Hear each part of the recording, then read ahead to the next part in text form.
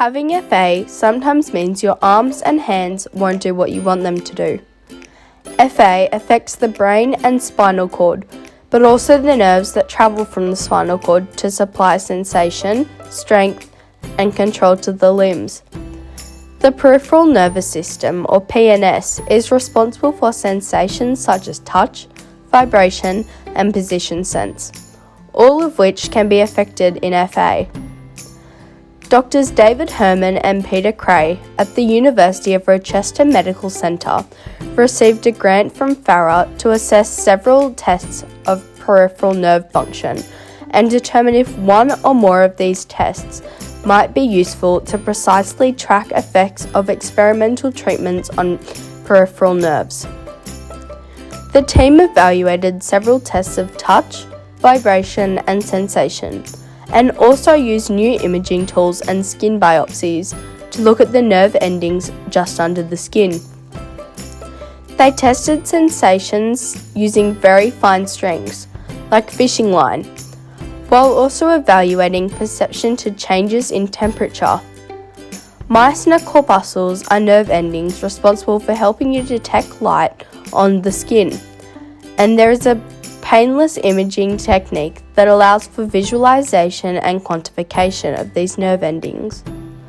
Skin samples were also taken to measure the density of nerve fibers in skin. The data from the skin sampling showed decreases in skin nerve densities over time. The imaging of Myasna corpuscle nerve endings, as well as touch pressure, sensation, and vibration detection, were also useful measures of changes in the peripheral nervous system in FA. These measures can now be included in clinical trials as another way to show whether a drug is working. Measuring the number of nerves in the skin and how they correlate to the ability to detect touch, temperature, and vibration is important. But it is also important to know how well arms and hands are operating to do everyday functions, like eating and drinking. With funding from FARA and AFAF, the French FA advocacy organisation, from a Ride Ataxia Europe fundraiser, Louise Corbin and her colleagues in Melbourne have developed devices to measure quality of movement while performing upper limb tasks, such as using a cup or a spoon, activities we all perform every day. These digital devices collect lots of information about the movement, like how stable, fast, and accurate it is. As you perform the task with the device, information is transmitted to the cloud, and there are computer algorithms that provide scores for various aspects of each task. Using computer analysis of the data also makes the measurements more reliable. Dr. Corbin and colleagues have been able to get additional funding to manufacture these devices so that they can be shared with FA clinics around the world. It may even be possible to have these devices in your home during a clinical trial.